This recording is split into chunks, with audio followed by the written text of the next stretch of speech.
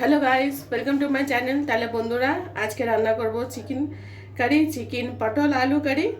চলো তাহলে এর মধ্যে আমি কি কি দেব, সাথে থাকো, অবশ্যই ভাবে দেখতে থাকো। তাহলে প্রথমে আমি নিয়ে নিচ্ছি চিকেনটা আমি ধুয়ে রেখেছি। এটা 600-700 গ্রামের মতন চিকেন আছে। তাহলে প্রথমে আমি দিয়ে দেব গুঁড়ো হলুদ। তোমাদের কাছে যদি ফুড কালার থাকে তাহলে ফুড কালারটা দিতে পারো। আমার কাছে ফুড কালার নেই, তাই আমি হলুদটা দিলাম। 1 চামচ মতন গুঁড়ো লঙ্কা, 1 চামচ মতন নুন নিয়ে নিয়েছি। এবার এটা ভালো করে মিক্স করে নিতে হবে, যাতে প্রত্যেকটা মাংসতে সুন্দর করে মশলাটা মিক্স হয়ে যায়। দেখো কত সুন্দরভাবে মাংসের মধ্যে মশলাগুলো মিক্স হয়ে গেছে। তাহলে প্রথমে আমি এখানে নিয়ে নিয়েছি খালি ডেকচি, যেটার মধ্যে তুমি রান্না করো। আমি গ্যাসটা অন করে দিলাম। আন্দাজ মতন তেল দিয়ে দিবে তোমরা। আমি রান্নার সাদা তেলটা দিচ্ছি, তোমরা চাইলে সাদা তেল, সরষে তেল, যে তেলটা দিতে চাও দিতে পারো। তাহলে বন্ধুরা দেখো, তেলটা ভালো করে গরম হয়ে গেছে। তেলটা এইভাবে ভালো করে চারিদিকে ডেকচির মধ্যে ঘুরিয়ে নিলাম। তেলের মধ্যে দিয়ে ধোঁয়া বেরোনো স্টার্ট হয়ে গেছে। খুব ভালো করে গরম হয়েছে তেল। খুব সাবধানভাবে মাংসগুলো আস্তে আস্তে করে ছেড়ে দিতে হবে।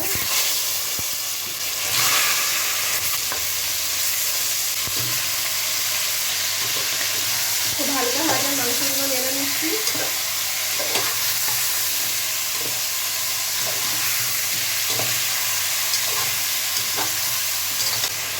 আবার একটু নেড়ে দিলাম, যাতে সব জায়গায় মাংসগুলো সুন্দর করে লাল হয়ে যায়। তাহলে বন্ধুরা দেখো, মাংসটা আমার ফ্রাই হয়ে গেছে। আমি এবার মাংসগুলো আস্তে আস্তে করে তুলে নেব।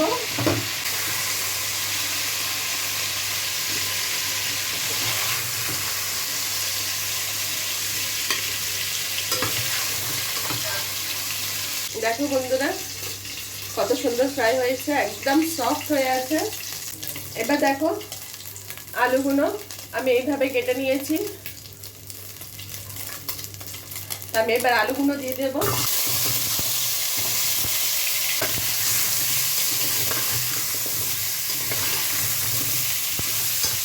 আমি আরেকটু তেল অ্যাড করছি বন্ধুরা। দেখো, তেলটা আমার কম হয়ে গেছে।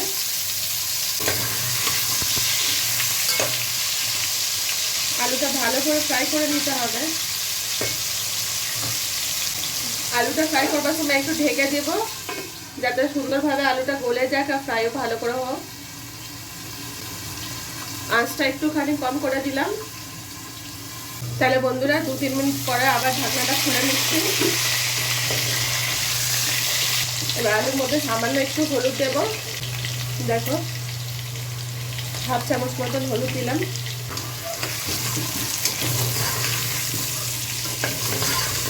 আবার ঢাকনা ঢেকে দিচ্ছি, যাতে সুন্দরভাবে আলুটা ফ্রাই হোক।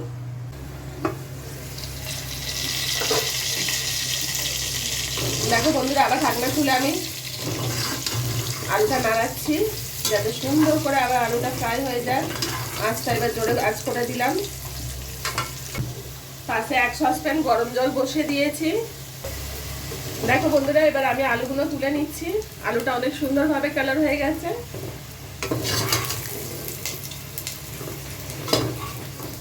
দেখো বন্ধুরা, কত সুন্দর মাংসের মধ্যেই আলুগুলো রেখে।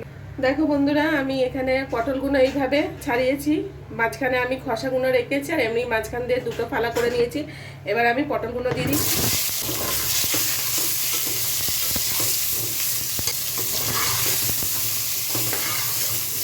যে কোনো জিনিসটা রান্না করার সময় পটলটা একটু ফ্রাই করে দিলে রান্নাটা অনেক বেশি টেস্টি হবে।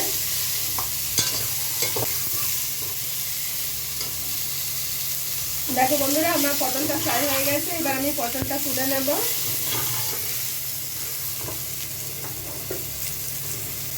মাংস আর আলু যেটা আছে তার মধ্যেই আমি তুলে নিচ্ছি।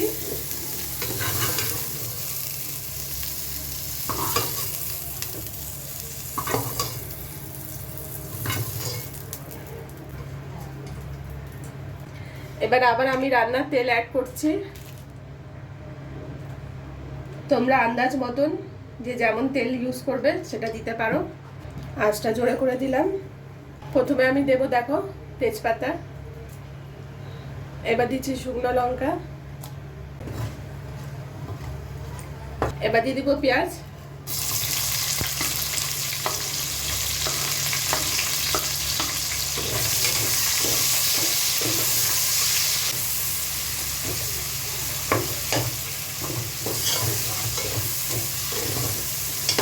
তাহলে বন্ধুরা দেখো পেঁয়াজটা লাল হয়ে এসছে, পেঁয়াজটা অনেক সুন্দরভাবে লাল হয়ে গেছে, জানি না তোমরা কতটা দেখতে পাচ্ছ। তাহলে বন্ধুরা দেখো পেঁয়াজটা লাল হয়ে গেছে, আমি সামান্য একটুখানি পেঁয়াজটা তুলে রাখবো।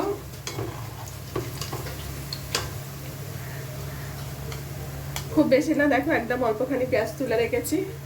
গুঁড়ো মশলাগুলো এবার দিয়ে দিব, জিরে পাউডার, ধনে পাউডার, গরম মশলা পাউডার, জিরে, ধনে, গরম মশলা, গুঁড়ো লঙ্কা, গুঁড়ো হলুদ, গোলমরিচ পাউডার, এটা আমি প্রথমে দিয়ে দিচ্ছি।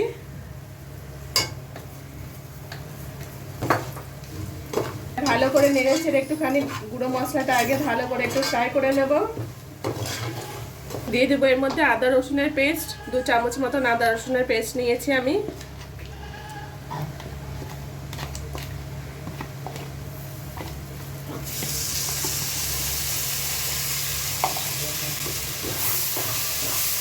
ভালো করে নড়িয়ে দিচ্ছি। আমি একটু জল অ্যাড করলাম, মশলার বাটিটা ধুয়ে সেই জলটা দিলাম।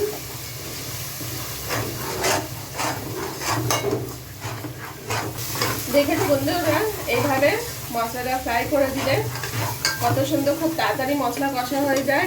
আবার একটু আমি গরম জল অ্যাড করছি।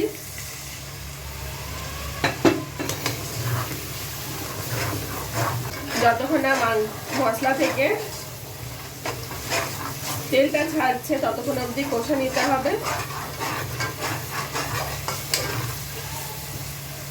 দেখো বন্ধুরা তেলটা ছেড়ে দিয়েছি, জানি না তোমরা দেখতে পাচ্ছ কিনা। মশলার অনেক সুন্দর সেন্ট আসছে।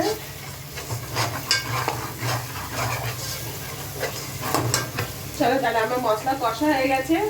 ঠিক এই সময় এবার সব সবজি আর মাংস একসাথে দিয়ে দিব। পটল, আলু, চিকেন সব একসাথে দিয়ে দিচ্ছি।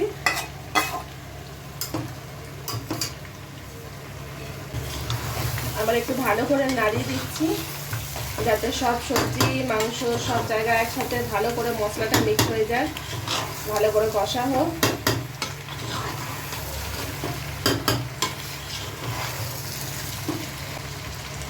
একটা উইংস পালিয়ে যাচ্ছিল, আবার ধরে নিলাম উইংসটা। খুব ভালো করে চিকেনটা মিক্স করে রান্না করবে, নাহলে আবার মাঝে মাঝে চিকেনগুলো রান্না করতে করতে পালিয়ে যায়, তাই না চিকেনটাকে ধরে বেঁধে রান্না করতে হয়।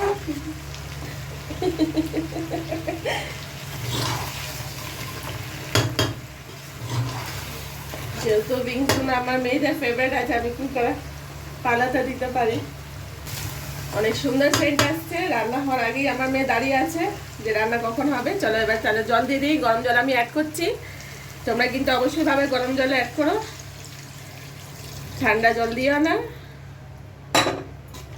ঠান্ডা জল দিলে একদম পাঞ্চে পাঞ্চে তরকারি টেস্ট হবে, আর গরম জল দিলে অনেক ভালো টেস্ট হবে।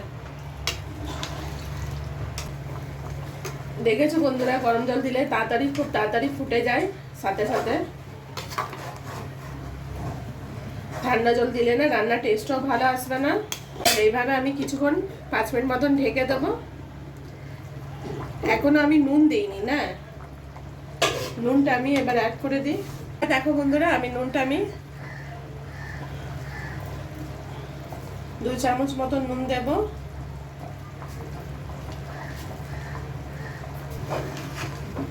ভালো করে এটা মিক্স করে দিতে হবে যাতে সব জায়গায় প্রত্যেকটা জায়গায় মাংসতে আলুতে পটলের মধ্যে ভালো করে নুনটা যায়। কিন্তু খুব আরাম থেকে নাড়া দেবে, কারণ চিকেন তো ভেঙে যায়। এবার আমি 5 মিনিটের মতন ঢেকে দিচ্ছি, তারপরে বের করে খুলে দেখবো যে কতটা হয়েছে। চলো বন্ধুরা, ঢাকনা খুলে একবার দেখে নিই আলুগুলো গলেছে কিনা।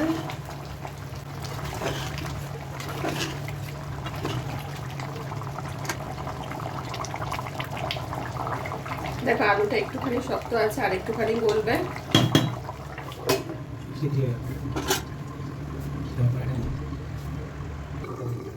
দেখো বন্ধুরা, আবার একটু নাড়িয়ে দিচ্ছি।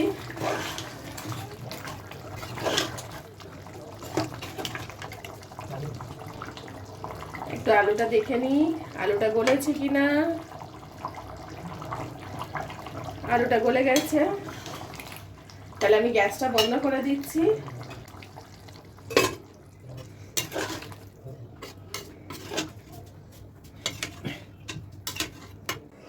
দেখো বন্ধুরা, ঠিক এমনি রান্না যখন হয়ে যাবে, ঠিক খাওয়ার আগে একটুখানি পেঁয়াজ দিয়ে গার্নিশিং করে নেবে, তাহলে দেখবে খেতে খুব টেস্টি লাগবে। তোমাদের যদি আমার রান্না ভালো লাগে অবশ্যই ভাবে ভিডিও দেখার পরে, যদি ভালো লাগে তাহলে ভালো লাগলে লাইক কমেন্ট সাবস্ক্রাইব করো। অবশ্যই ভাবে আমাকে জানিও যে রান্না কেমন লেগেছে।